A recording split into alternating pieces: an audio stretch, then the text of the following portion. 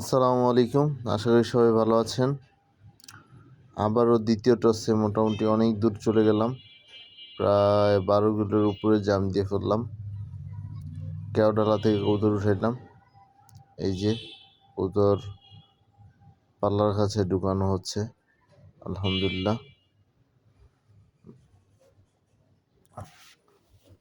পাগল জেনারেশন একটা মাদি ঢুকানো হয়েছিল। এই যে লাল গলা খাকি থেকে এগুলো আসছে, খাকি এবং লাল গলা থেকে ঢুকানো হচ্ছে। আস্তে আস্তে সবগুলো ঢুকানো হবে ইনশাআল্লাহ।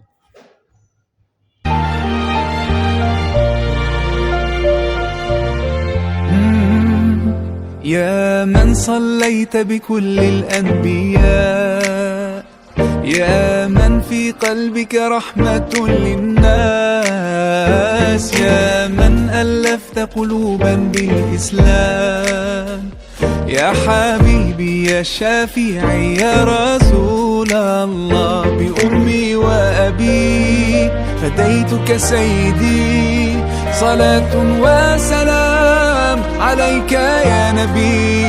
حبيبي يا محمد أتيت بالسلام والهدى محمد، حبيبي يا محمد يا رحمة للعالمين يا محمد، يا من حليت حياتنا بالإيمان، يا من بجمالك علمت الإحسان، يا من نورت قلوبنا بالقرآن، يا حبيبي يا شافعي يا رسول الله، بأمي وأبي فديتك سيدي، صلاة وسلام عليك يا نبي. حبيبي يا محمد أتيت بالسلام والهدى محمد، حبيبي يا محمد يا رحمة للعالمين يا محمد.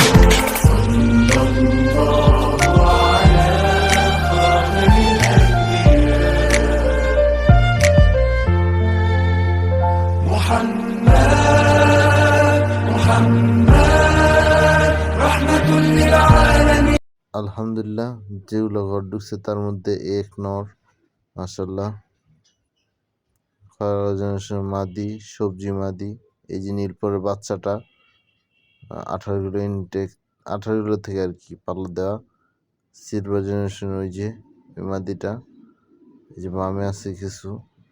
আলহামদুলিল্লাহ, আল্লাহর অশেষ রহমত। আমি বাসায় আসার আগে আলহামদুলিল্লাহ another one সিলভার মাদিটার নামতেছে। সব একসাথে আসলে বেশি খুশি হইতাম।